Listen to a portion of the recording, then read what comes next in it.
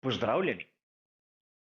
Zaznani podcast, ki se ukvarja s Formulo 1 Beyond the Grid, je spregovoril Adrian Newey. In poleg njegovih izjav je zanimivo tudi, kako so interpretirali njegove odgovore pri različnih virih, ki se ukvarjajo s Formulo 1.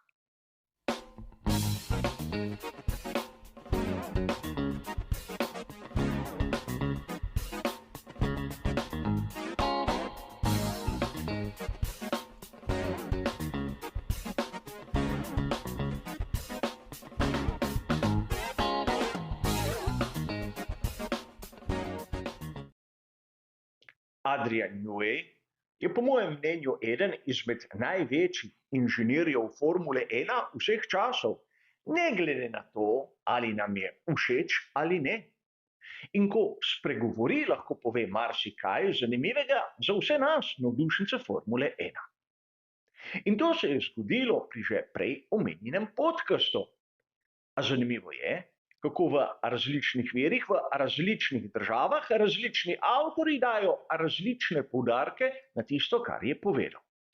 Kot da pravzaprav bi šlo za dva različna podcasta, za dva različna intervjuja. In da se bomo bolje razumeli. Na italijanski verziji spletnega portala motorsport.com smo lahko zasledili novico o tem intervjuju. A zanimivo je prebirati, da pravzaprav avtor vidi zanimive točke predvsem pri tem, zakaj Adrian Newey nikoli ni postal član skuderije Ferrari. In po svoje je malce razumljivo. Namreč v Italiji je ogromno navijačev skuderije Ferrari in kar ni Ferrari, po mnenju avtorja, verjetno ni zanimivo. A Adrian Newey, po mojem videnju, ima zapovedati bistveno še kaj drugega kot to, zakaj ni prišel v Ferrari. Kajti zgodba je znana. Namreč Adrian Newey si želi živeti v Veliki Britaniji. In selitev v Italijo nekako ne bi prišla v poštev. In to implicitno je možno razumeti tudi iz tistega, kar navaja članek. Namreč sam Adrian Newey v navednicah govori o tem, da on kot glavni odgovorni si želi biti v srcu same ekipe. Ni sposoben delati nadaljavo, kot bi morda dejali od doma. Čeprav pri skuderiji Ferrari so že imeli takšno izkušnjo, John Barnard je imel ločen biro v Veliki Britaniji, to za Adriana Neweya ni rešitev. In znano je iz njegovega življenjepisa, da je mnogokrat tudi potoval med Združenimi državami in Veliko Britanijo, ko se je ukvarjal pri ekipi March na začetku njegove kariere z takrat Formulo Kart, današnjo IndyCar in seveda Formulo 1. A pustimo sedaj to. Zanimiva je bila druga prigoda, ki pravzaprav se izjemno lepo sliši, ampak če poznamo malce razmere, je konec koncev skorajda neverjetna. Namreč Adrian Newey je spregovoril o tem, zakaj je dobesedno padla v vodo tista priložnost v sezoni 2014, da ni prestopil k Ferrari. Namreč Adrian Newey na začetku turbohibridne dobe je bil dokaj frustriran. Pri Renaultu niso napravili pogonskega sklopa, ki si ga je želel. In takrat naj bi do njega pristopili člani skuderije Ferrari in mu dali ponudbo. In to je bila zadnja priložnost, ki jo Adrian Newey navaja kot možno, da bi tudi on postal član skuderije Ferrari. In nekako avtor navaja, da mu je kot nekako žal, da se to ni zgodilo. In seveda Adrian Newey tu navaja zanimivo zgodbo.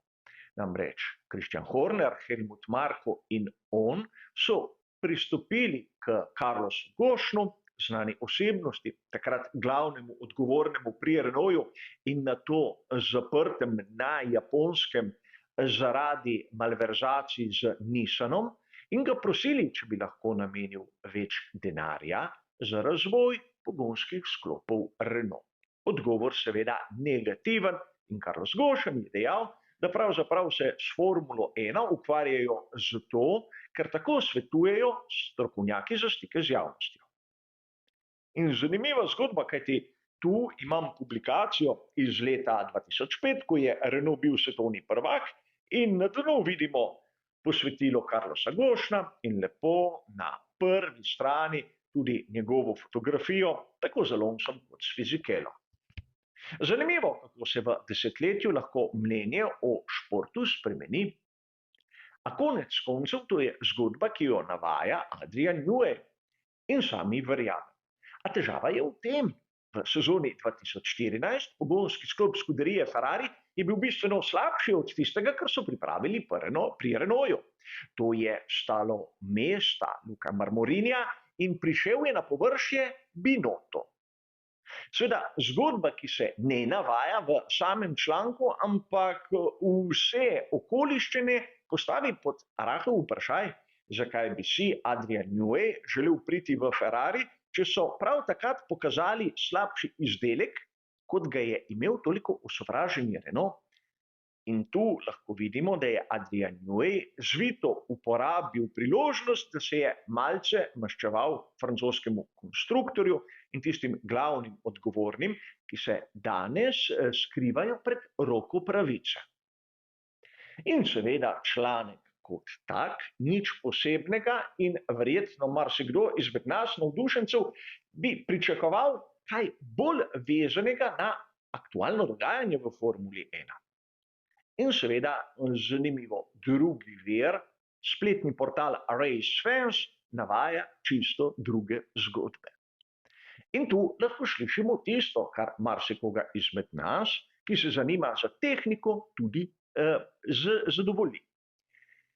Namreč Adrian Newey govori o tem, zakaj pravzaprav pri Red Bullu so v sezoni 2022 in 2023 tako uspešni. Če je kdo bral njegovo knjigo How to Build a Car ali sledi njegovim razlagam, verjetno ve, da praktično Adrian Newey je človek, ki kompleksne zadeve zna razložiti izjemno enostavno. Seveda, rešitve, kako je prišel do določenega rezultata, so vse prej kot enostavne, ampak tista temeljna ideja je praktično lahko razumljiva vsakomur izmed nas. In prav tu Adrian Newey je povedal, zakaj po spremembi pravil v sezoni 2022 so pri Red Bullu imeli takšno prednost. Vse je bilo v konceptu. Namreč sam je povedal, da ko je imel v rokah tehnični pravilnik, se je samo usedel in začel razmišljati, od kje bo začel projektirati. In priznal je, da je kar hitro ugotovil, da je najpomembnejše to, kako postaviti vsa 4 kolesa in jih speti z obesami v šasijo. Namreč priznal je, da aerodinamične oblike, naprimer bočnih struktur, se dajo spremeniti med samo sezono, ampak prednje in zadnje obese ne. Zato smo lahko videli, da sam Red Bull, najprej RB18 in nato RB19, po samem izgledu ni bil nič tako revolucionarnega ali drastičnega, kot naprimer Mercedes, W13 in W14. Tudi Ferrari z modeloma F1 pomišljaj 75 in seveda SF pomišljaj 23 sta bistveno drugačna od Red Bulla. A bistvo ni bilo v sami aerodinamični podobi, temveč v obesah in izkoriščanju pneumatik. In to je tema, o kateri smo govorili že mnogo pred tem, namreč to, da ekipe, kot so Mercedes in tudi Ferrari, imajo največjo hibo prav v obliki obes. Pri Red Bullu so lahko malce več časa uporabili za razmislek. Deloma smo ta razvoj videli že v sezoni 2021, a pravzaprav postavili so temelje, kjer lahko tudi danes, brez velikih vložkov v razvoj, kar se tiče ur v vetrovniku, dosežejo rezultat. Še posebej zaradi tega, ker njihova moč ni na tistem aerodinamičnem področju, temveč je na področju obez, vzmetenja, ki pravzaprav s samim delom v vetrovniku nima toliko povezav. In to je zanimivo, kajti Adrian Newey je pokazal, da samo pripravo idej je mogoče doseči rezultate, ki si jih drugi niti ne domišljajo. V samem intervjuju je bilo vprašanje, ki se je meni osebno zdelo genialno. Namreč, če so pri samem Red Bullu začeli razmišljati, da bi šli v študij tistega, kar so napravili pri Mercedesu, s tako imenovano Zero Side Pod Concept, torej konceptom brez samih bočnih struktur. In sam Adrian Newey je dejal, da niti na kraj pameti jim ni prišlo kaj takega, kajti oni so si začrtali določeno pot in prepričani so bili v svoj prav.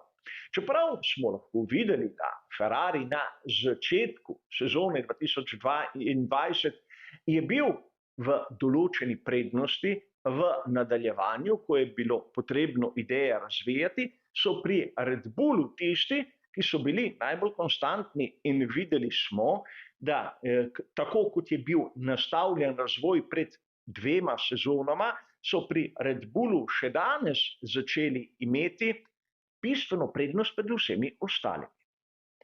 In to nam pove, kako genialen je Adrian Newey. Namreč z enostavnimi koncepti lahko pride do enkratnega rezultata. A zanimivo je tudi nekaj drugega, kako v različnih delih sveta, verjetno nas, navdušence, zanimajo različne stvari. A v podcastu Beyond the Grid je res Adrian Newey govoril o enem in drugem, kar sem danes poudaril. In verjetno vsakdo izmed nas bi bilo bolje, da bi poslušal tisto, kar je povedal v prvi osebi in se ne zanašal na zgodbe, ki nam jih posredno pripovedujejo takšni in drugačni avtorji. Namreč mi, navdušenci, se moramo sami odločati, kaj nas zanima, in te odločitve ne smemo prepuščati drugim, ki verjetno gledajo bolj na tisto, kar si želijo po njihovem slišati v večini primerov, in pravzaprav pozabljajo na tisto, kar je verjetno zanimivo za sodobno razumevanje Formule 1. A za danes, za ta malce krajši prispevek, kot običajno, bo to vse. Hvala za vašo pozornost in nasvidenje.